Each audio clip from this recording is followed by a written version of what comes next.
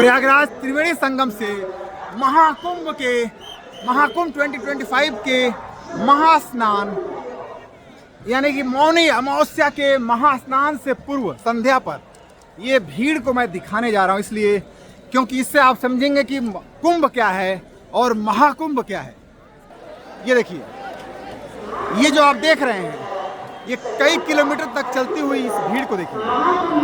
ये भीड़ जो है जो आप देख रहे हैं ये सिर्फ एक मार्ग है जो आ रहा है और ये मार्ग ऐसे आता है। ये लोग उधर से आते हैं, कई किलोमीटर से चलकर ये चले आ रहे हैं और यहाँ से ये आ करके इस जगह पर और ये घाट पर जा करके ये जो चलते हुए दिख रहे हैं ये घाट पर आके, घाट यहाँ से करीब करीब 400 से 500 मीटर की दूरी पर घाट है और वो पूरी तरह से वहाँ लोगों ने अपने डेरा डाल दिया, बैठ गए हैं, यानी घाट पूरी तरह से पैक्ड हो गए हैं और वहाँ पर जाने की जगह नहीं है। वो नज़ारा मैं दिखाने की कोशिश कर रहा हूँ। इस वीडियो में लंबा वीडियो मैं बनाऊँगा, बने रहिएगा मेरे साथ, क्योंकि मैं इस वीडियो में खास इस विशेष वीडियो में बताऊँगा महाकुंभ क्या है, कुंभ क्या है और उसके भीतर उसके दरमियान जो भीड़ यहाँ पर होती है। ये संगम द्वार पर देखिए जो भीड़ यहाँ उमड़ रही है, इस भीड़ का मतलब क्या है, किस बड़ी पैमाने पर यहाँ भीड़ होती है, सब कुछ इस वीडियो में रहेगा। इस वीडियो में मैं इस जगह के बारे में बताऊंगा जो सामने त्रिवेणी संगम है, इस जहाँ दाहिने तरफ से यमुना बाएं तरफ से गंगा आकर मिलती है, इसके महत्ता को बताऊंगा, हर चीज़ बताऊंगा इस वीडियो में। इसलिए इस वीडियो को आप किसी भी तरह से मिस नहीं कीजिएगा। ये वीडियो पहले इस भीड़ को हम देखते हैं, इस भीड़ को समझने की कोशिश करते हैं। मैंने दूसरे वीडियो में दिखाया है इसके, ये जो लोग चलते हुए नज़र आ रहे हैं इनके पीछे जाइएगा तो घाट तक करीब 300 से 500 मीटर दूरी तक ये सब बैठे हुए लोग मिलेंगे आपको।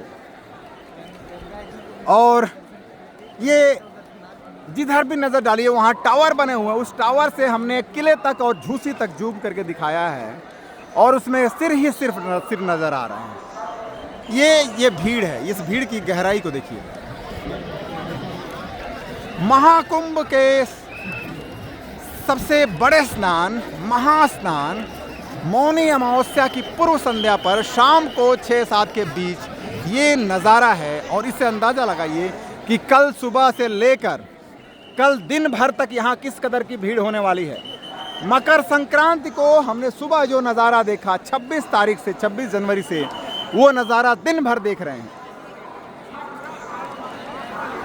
और ये वो जगह है त्रिवेणी संगम, यमुना का गहरे नीले रंग का पानी आकर साफ सुथरी गंगा के श्वेत जल से मिल जाता है। और ये त्रिवेणी संगम, इसके बारे में मैंने अलग अलग वीडियो में बताया है, इसके बारे में बताऊंगा, विस्तार से बताऊंगा। लेकिन महाकुंभ को समझने के लिए ये देखिए,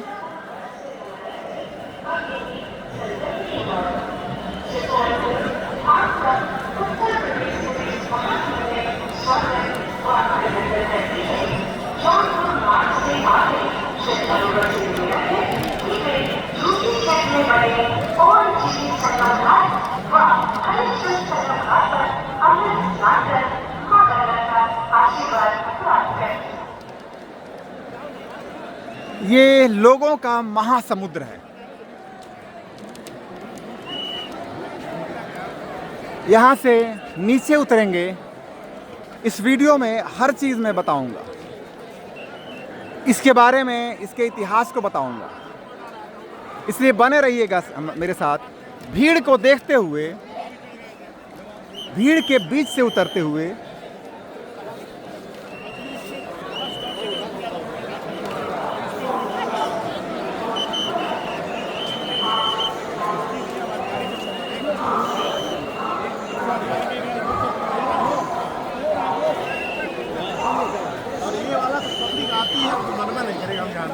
कितना भी लगा दीजिए,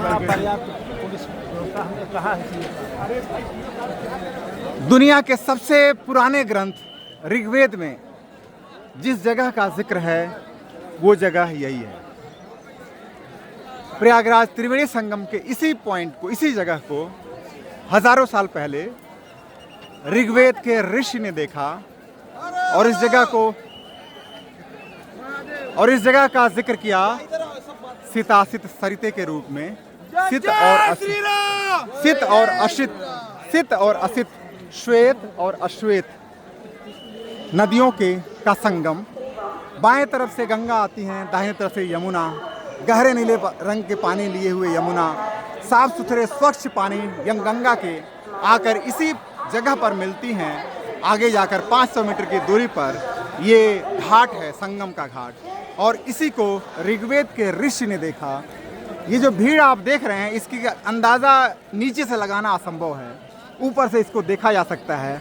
और इसलिए रघुवंश में कालिदास के महाकवि, संस्कृत के महाकवि कालिदास के रघुवंश में लंका विजय के बाद लौटते हुए रामचंद्र सीता को पुष्पक विमान से ऊपर से इस जगह के सौंदर्य को बतलाते हैं। गंगा और यमुना के जल के सौंदर्य को बताते हैं ऊपर से। और इसलिए ये जो भीड़ आप देख रहे हैं, लाखों की तादाद, लाख कहना भी मुश्किल इसके लिए छोटा है, ये हजारों साल से ये भीड़ यहाँ आती रही है इस जगह पर, इसलिए ताकि इस जगह पर आकर अपनी पुरानी परंपरा के अनुसार इन नदियों के साथ वे जुड़ते हैं, नदियों को महसूस करते हैं, उसके जल में स्नान करते हैं। और ऋग्वेद के ऋषि को महसूस हुआ जैसे इस जगह पर आकर, जहाँ विशाल जलराशि, उस जलराशि में ये देखिए, ये जो पंक्षियों को ये देखिए, ये क्रेन है, ये क्रेन जिसे आप देख रहे हैं, जूम करता हूँ, देखिए पूरा दिखेगा। ये क्रेन जो आप देख रहे हैं, ये क्रेन, ये हजारों किलोमीटर उड़ करके अफगानिस्तान के ऊपर से उड़ करके आए हुए क्रेन हैं। यहाँ अक्टूबर में, नवंबर में यहाँ आ जाते हैं, जनवरी फरवरी में ये वापस लौट जाते हैं। ये प्राचीन काल से लाखों साल पुरानी यहाँ पर लाइफ साइकिल, दोनों नदियों के साथ जुड़ी हुई लाइफ साइकिल, पृथ्वी की जो बायोडाइवर्सिटी है उसके साथ बना हुआ लाइफ साइकिल है इस जगह के साथ। मैंने इसके साइंटिफिक फैक्ट को दिया। ऋग्वेद से शुरू करके पुराणों में जाइए, इतिहास में जाइए तो यहाँ बुद्ध की कर्मस्थली है, और ये तमाम जगहें मैं दिखाने की कोशिश कर रहा हूँ। मैं वीडियो में बने रहिएगा मेरे साथ। मैं लोगों की इस भीड़ के बीच से आपको दिखलाता हूँ ये भीड़ असल में किस कदर भीड़ है।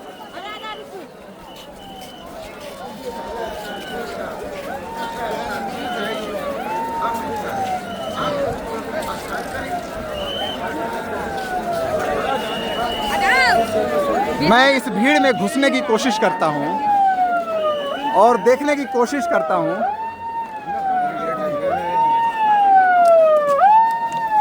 पुलिसकर्मी,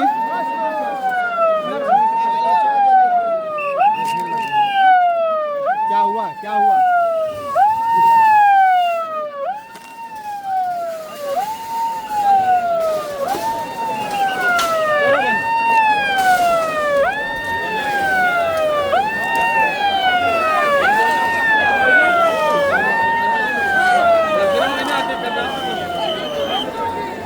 क्या हुआ? कोई आ रहा है क्या? कोई नहीं आ रहा। ये फिर क्या? ये भैया पब्लिक बताने के लिए। अच्छा अच्छा, बहुत भारी पब्लिक है।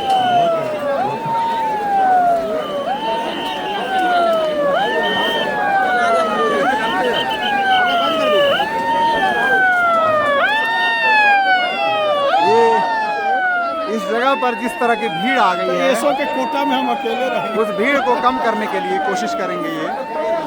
लेकिन ये अभी घाट तक चलिए, 500 मीटर अब चले जाइए, ऐसे ही लोग बैठे, ठस बैठे लोग मिलेंगे। ये नज़ारा है।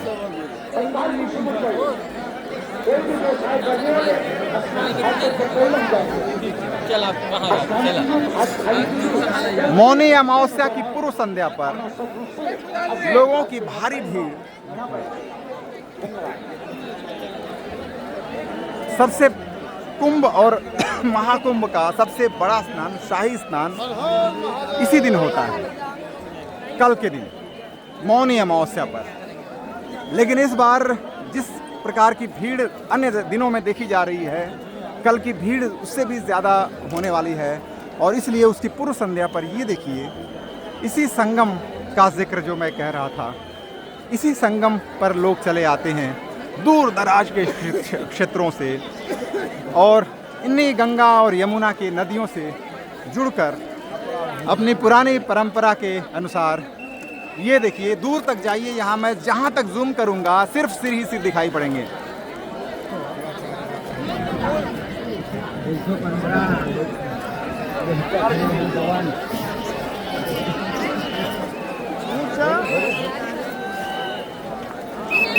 ये मौनी अमावस्या की पूर्व संध्या है, एक दिन पहले शाम का नज़ारा है।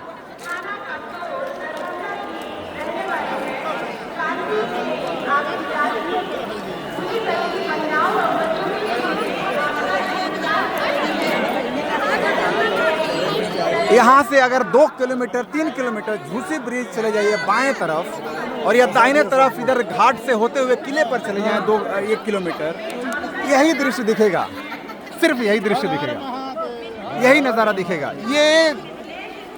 यही गंगा और यमुना का संगम है जिसका जिक्र ऋग्वेद में है, जिसका जिक्र ऋग्वेद से पौराणिक ऋषियों ने लिया और अलग अलग तरह से इसकी महिमा को बताया।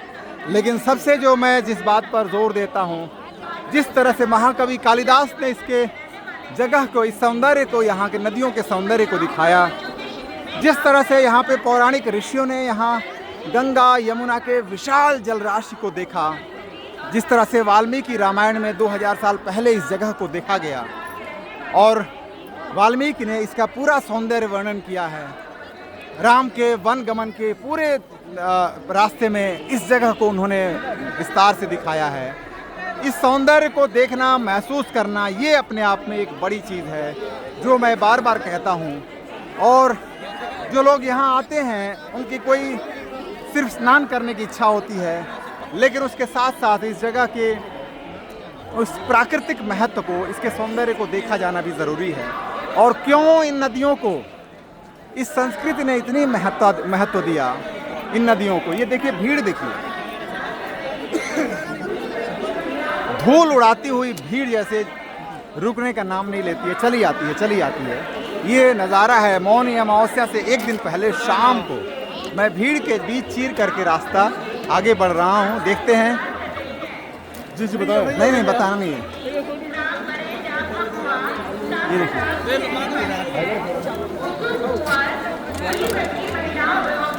ये देखिए, ये जो अनाउंसमेंट आप सुन रहे हैं, मकर संक्रांति के दिन शाम 4-5 बजे तक ये अनाउंसमेंट चले थे, उसके बाद काफ़ी कम हो गया था ये। लेकिन ये अनाउंसमेंट इस समय शाम के 6 बजे के बाद चल रहा है। लोग यहाँ, बहुत से लोग, मेरे पास भी कई लोग आए जिन्होंने कहा कि खो गए हैं। वो अनाउंसमेंट चल रहे हैं इस समय, जिससे कि अंदाज़ा लगाइए किस कदर की भारी भीड़ यहाँ हुई है। घाट आगे है।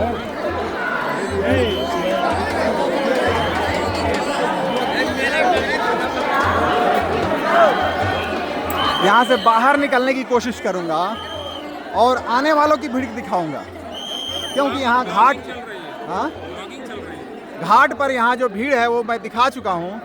और यहाँ से आने वाले लोग अभी जो बाहर हैं, अभी तो ये सिर्फ घाट पर जो मौजूद हैं उनकी भीड़ है। बाहर जो लोग हैं उस भीड़ को देखने की कोशिश करें।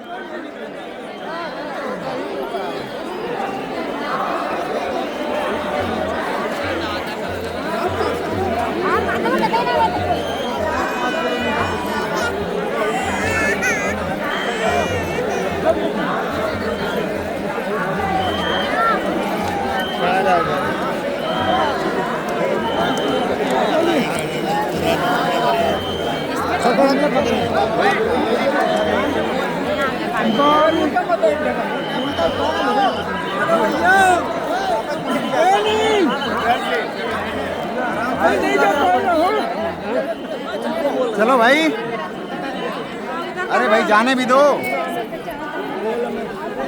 अनिल, अनिल, तुम घूम जाओ। ये हुआ सदा। आराम से, आराम से।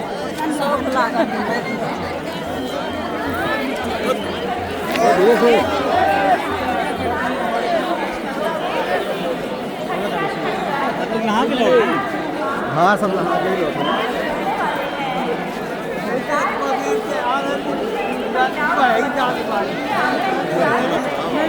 ये मैंने दूसरे इस वीडियो के पहले में और इस वीडियो के शुरू में और दूसरे वीडियो में दिखाया घाट पर क्या भीड़ है। ये जो आप भीड़ देख रहे हैं ये घाट की भीड़ नहीं, घाट पर आने वालों की भीड़ है। अंदाज़ा लगाइए कि घाट जब पूरी तरह से पैक्ड है, यहाँ से लेकर आगे चले जाइए, बैरिकेड है, इससे आगे चले जाइए, घाट पूरी तरह से पैक्ड है कई किलोमीटर के रेंज में। और अब ये हम बाहर निकल रहे हैं और ये कई किलोमीटर दूर जाएंगे। इसी तरह का नज़ारा ये लौटने वालों का। महिलाओं और बच्चों के शिविर में आपका इंतजार कर रही हैं। अति रामगढ़ के रहने वाले हैं बधनी देवी इंतजार कर रही हैं। संगम द्वार महिलाओं और बच्चों के शिविर करीब में 500 मीटर की दूरी पर है घाट के पॉइंट से। और ये हम लौटने वाले, ये जो अभी आ रहे हैं उनकी भीड़ दिखा रहा हूँ। जो पहले ही पहुँच गए हैं उनकी भीड़ वहाँ ऑलरेडी पहले से पैक्ड है। ये देखिए ये पूरी तरह से ये पूरा क्षेत्र लोगों से भर गया है। लोगों ने इस तरह से अपना बसा लिया है, यहाँ डट गए हैं। ये हजारों साल की पुरानी परंपरा, कुंभ की परंपरा, महाकुंभ की परंपरा, जिसकी शुरुआत ऋग्वेद के संदर्भ से अगर देखें, ऋग्वेद में एक ऋचा में जिक्र है इस जगह का, जिसे ऋग्वेद के ऋषि ने इसी जगह को सीतासित सरिते कहकर संबोधित किया। और यहीं से बाद में पुराणों में इस जगह के महत्व को अलग अलग ढंग से परिभाषित किया। और गंगा यमुना के श्वेत और असित जल में, यानी श्वेत और गहरे नीले यमुना के पानी में यहीं पर आकर स्नान करने की प्राचीन परंपरा, कुंभ की परंपरा, जिसके साथ जुड़ी हुई है पुराणों की कथाएं। अलग अलग पुराणों ने अलग अलग कथाओं में बताया है। यहाँ समुद्र मंथन के बाद देवों और असुरों में संघर्ष के बीच भागते हुए इंद्र विष अमृत कलश को लेकर भागते हुए इंद्र के देवासुर संग्राम में अमृत के छलक जाने पर पृथ्वी की 4 जगहों पर, पृथ्वी के जिन 4 स्थलों पर वो अमृत गिरे, उनमें एक ये प्रयाग, दूसरा हरिद्वार, नासिक, इस तरह से उज्जैन, 4 केंद्र, कुंभ के केंद्र। और कुंभ के इन्हीं केंद्रों पर 12 साल पर पूर्ण कुंभ और 12 साल के बाद बाहर 12 कुंभ के पूर्ण कुंभ के पूरे होने पर महाकुंभ। लेकिन ये 12 साल कब पूरा होगा? क्योंकि अगर आपको पहले कुंभ की जानकारी रहेगी तभी आप कहेंगे कि 12वां साल कब पूरा हो रहा है। इसलिए 12 साल कब पूरा होता है, इसको कहना 144 साल कहना, यह अपने आप में जो धारणा है, इस धारणा की बुनियाद जो है बिल्कुल गलत है। क्योंकि जब तक आपको जो मैं बता रहा हूँ, इकोनॉमिक टाइम्स के हवाले से बता रहा हूँ, इसी खबर को बता रहा हूँ जिसमें ज्योतिषी ने कहा कि जब तक आपको पहले कुंभ की जानकारी ना हो, आप कैसे जानेंगे कि 12वां कुंभ कब है और 144वां कुंभ कब लग रहा है। तो इसलिए ये जानकारी, जो इस तरह की जानकारियाँ होती हैं जिनके आधार पे बता दिया जाता है, उसके बजाय इस प्राचीन परंपरा के उस जड़ को समझे जिसके आधार पर इन नदियों को क्यों महत्ता दी गई। गंगा और यमुना जैसी पृथ्वी की 2 महानदियाँ, जिन्होंने इस पूरे क्षेत्र में मानव के अस्तित्व को संभव बनाया। और आज जब हजारों साल बाद जब इन नदियों के मार्ग में इतनी रुकावटें हैं, तब भी यहाँ जो नदियों का प्रवाह है, 15 किलोमीटर में ये मेला क्षेत्र है। अंदाज़ा लगाइए कि 4000 साल पहले, 5000 साल पहले जब ये मार्ग में रुकावटें नहीं रही होंगी, 50 किलोमीटर के एरिया में ये दोनों नदियों की जल राशि भरी हुई होगी और ऐसे में पृथ्वी पर कैसा अद्भुत नज़ारा बनता होगा घने जंगलों के बीच। उस अद्भुत दृश्य को देखकर देखने वाले किसी का भी मन जो है उसके प्रति आकर्षित हुए बिना नहीं रह सकता। और इसीलिए पुराणों ने अगर कहा इस जगह को पृथ्वी की जंघा कहा, इस जगह को पुराणों ने अगर पृथ्वी की जंघा के रूप में कल्पना की तो इसीलिए की क्योंकि पृथ्वी पर ऐसा बड़ा नज़ारा जहां इस बड़े पैमाने पर जल राशि हो और दोनों तरफ से जल जैसे किसी महामानव की दोनों जांघें आकर मिलती हो, और वह उसकी कल्पना सिर्फ पुराण के ऋषि पृथ्वी को एक महामानव के रूप में कल्पना करके उन्होंने इसे पृथ्वी की जंघा के रूप में इस जगह को देखा, जंघाओं का मिलन बिंदु। मैं इसके माध्यम से यही बताने की कोशिश कर रहा हूँ कि कैसा नज़ारा यहाँ होगा हजारों साल पहले और उसका प्रभाव इंसान को देखने वाले के मन मस्तिष्क पर कैसा पड़ता होगा, इसकी कल्पना कीजिए। और वहाँ से अगर इस जगह को लेकर ऐसी परंपरा न बन जाए, यहाँ आकर स्नान करने की परंपरा न बन जाए, तो यही बात अस्वाभाविक है। इसीलिए इतनी हजारों साल पुरानी इस परंपरा का स्रोत दरअसल इस जगह की अद्भुत महत्ता है। इसे पुराणों ने अलग अलग तरीके से देखा। ऋग्वेद ने के ऋषि ने जब देखा उसे महसूस हुआ जैसे यहाँ आकर मनुष्य का, व्यक्ति के मन और मस्तिष्क से सारे क्लेश सब कुछ मिट जाता है।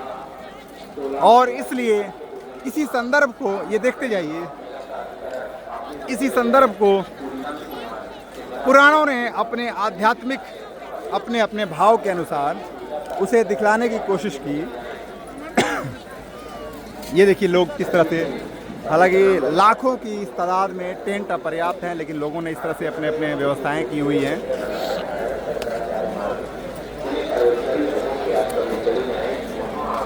तो ये मैं बाहर की तरफ निकलते हुए लोगों का जो रेला चला आ रहा है, ये अभी एक मार्ग है और इस तरह के कई मार्ग हैं जो इस संगम पॉइंट पर, ठीक संगम द्वार के पास आकर कई दिशाओं से मिलते हैं। और इससे कल्पना कीजिए कि कितनी बड़ी तादाद में लोग आते चले जा रहे हैं। अभी ये रेला बढ़ने वाला है। अभी जैसे जैसे रात जाएगी, आने वालों की तादाद बढ़ेगी, तो घाट पर किस भारी पैमाने पर भीड़ जुटेगी उसको सिर्फ अंदाज़ा किया जा सकता है। और कल सुबह यहाँ पर उस नज़ारे को देखा जा सकता है। संगम के इसी क्षेत्र को, पुराने इस प्रयाग को, जो वत्स देश, प्राचीन वत्स राज्य का हिस्सा था और कौशाम्बी का यह हिस्सा रहा पुराने समय में, वह कौशाम्बी जहाँ बुद्ध की कर्मस्थली भी रही, यहीं पर थोड़ी दूरी पर जाइए, कौशाम्बी में बुद्ध के कई सारे खुदाई में बुद्ध काल के कई केंद्र मिले हैं, अवशेष मिले हैं। और वो बुद्ध से जुड़े हुए साहित्य में इसका जिक्र है, बुद्ध के वहाँ का कार्यों का, उनके अलग अलग जो उन्होंने उपदेश दिए उनका भी जिक्र है, सब कुछ है। कौशाम्बी बुद्ध की कर्मस्थली रही और उसी कौशाम्बी का ये हिस्सा है जिसे आज प्रयागराज कहते हैं, इलाहाबाद कहा गया। और यहीं ये जो ब्रिज आप देख रहे हैं, तिरंगे के रंगों वाली जो रोशनी आपको दिख रही होगी वीडियो में, वो झूसी ब्रिज है। ये झूसी दाहिने तरफ ऐसे चले जाइए तो नदी क्रॉस करने के बाद, गंगा को क्रॉस करने के बाद वो झूसी है का इलाका है, जिसे प्राचीन समय में इतिहासकारों ने प्रतिष्ठानपुरी के रूप में पहचान की है उसकी। और ये प्राचीन स्थल है झूसी का। पूनम पांडे बंगलौरी एयरपोर्ट प्रयागराज के रहने वाली। आप मेरा क्षेत्र में जहाँ भी हो, बड़े हनुमान जी रेटे के पास पहुँच रहे हैं, जिनके पांडे ग्रुप कैप्टन आपका इंतजार कर रहे हैं। ये भीड़ को आपने मकर संक्रांति को, महाकुंभ 2025 में मकर संक्रांति को जो नहीं देखा गया, वो भीड़ आज मौनी अमावस्या की पूर्व संध्या पर दिख रही है। अद्भुत भीड़ है, लोगों का तांता चलता ही जा रहा है। ये प्राचीन काल से, पुराने समय से लोगों के आने की यहाँ परंपरा इसी तरह से है, लेकिन इस बार भीड़ बहुत ज़्यादा है। लेकिन अगर मैं इसके पुराने संदर्भ में जाऊँ तो ब्रिटिश ज़माने में, जब शुरुआती दौर में, जब 1857 के विद्रोह के बाद अंग्रेज़ों ने जब इस शहर पर कब्ज़ा कर लिया, यहाँ जो किला है बगल में जो संगम पर, उसी किले पर में लड़ाई हुई। उस किले को बाद में विद्रोहियों ने मुक्त भी करा लिया अंग्रेज़ों को, सैनिकों से लड़ करके। बाद में फिर वापस अंग्रेज़ी फ़ौज ने हमला किया और किले को वापस आज़ाद कराया, इलाहाबाद में अपना डेरा डाला और इसे इलाहाबाद को ब्रिटिश राजधानी बनाने की भी बात थी, जो बाद में बदल गई। लेकिन मैं जो जिक्र कर रहा हूँ कि अंग्रेज़ों के समय कुंभ के बारे में ज़रा जिक्र कर रहा हूँ। विद्रोह के बाद की बात है, अंग्रेज़ी दस्तावेज़ों में, गैजेटियर में उल्लेख है, अचानक यहाँ डेरा डाली फ़ौजों ने देखा कि एक तरफ से लोग बड़े बड़े अपने सामान वगैरह के साथ सिर पर लादे, बड़े बड़े भारी बोझे लादे चले आ रहे हैं। ब्रिटिश फ़ौज को लगा जैसे वापस कोई विद्रोह की प्लानिंग चल रही है। उन्होंने पूरे शहर में कर्फ्यू जैसी हालत पैदा कर दिए। बाद में जब उनको पता चला कि नहीं, ये तो स्नान करते हैं और वापस चले जाते हैं, तब उन्होंने समझा कि लोग स्नान करने के लिए आ रहे हैं और उन लोगों ने, ब्रिटिश सरकार ने इतने भारी पैमाने पर पूरे देश से आने वाले लोगों की इस तादाद को देखते हुए उसे व्यवसाय का माध्यम समझा और यहाँ पर टैक्स लगाया स्नान करने के लिए। तो 1 रुपये प्रति व्यक्ति के स्नान करने के लिए टैक्स लगाया गया था। इसके रिकॉर्ड दस्तावेजों में है और राजे महाराजे जमींदार आते थे अपने कारिंदों के साथ और उनके टैक्स उन्हें देने पड़ते थे। ये नज़ारा दिखता था। ये पुरानी परंपरा है ब्रिटिश ज़माने की। और इसी जगह पे जो संगम पॉइंट मैंने दिखलाया, इसी संगम के जगह पर लोगों ने पुराने समय में चीनी यात्री वेनसांग ने हर्षवर्धन को इसी संगम पर स्नान करते हुए देखा और उसके बाद हर्षवर्धन ने किस तरह से अपना सब कुछ दान कर दिया था, इसी संगम के पॉइंट पर लोगों को देखा और किस तरह से अपनी पुत्री से हर्षवर्धन ने वस्त्र ग्रहण किया, क्योंकि वह सब कुछ अपना दान कर चुके थे। ये इसी प्रयागराज त्रिवेणी संगम का ये ऐतिहासिक संदर्भ है जो चीनी यात्री वेनसांग ने अपने ट्रैवल रिकॉर्ड में जिसका जिक्र किया। वेनसांग ने जो जिक्र किया है, यहाँ हर्षवर्धन को दिखाया है। हर्षवर्धन जब आए थे यहाँ पर और वेनसांग ने कहा है कि प्रति 5 वर्ष पर यहाँ इस तरह का मेला लगता था।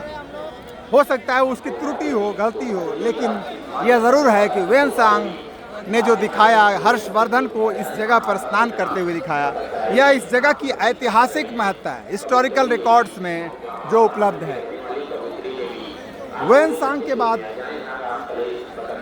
हर्षवर्धन के बाद करीब 6ठी शताब्दी के तो अगर और आगे बढ़ते हैं तो इस जगह हम आते हैं मुगल कालीन शासन में। मुगल काल में यही वो जगह है, संगम का वो इलाका। इसके ठीक नदी क्रॉस करेंगे, अगर यमुना के पार जाएंगे, आपको अरैल का क्षेत्र मिलेगा जिसमें अरैल घाट बनाया गया है, बहुत ही खूबसूरत घाट। विदेशी सैलानियों के लिए, विदेशी विजिटर्स के लिए आने के लिए व्यवस्था की गई है। उसी अरैल का अरलखपुरी के नाम से प्राचीन गांव वहाँ था, जहाँ पर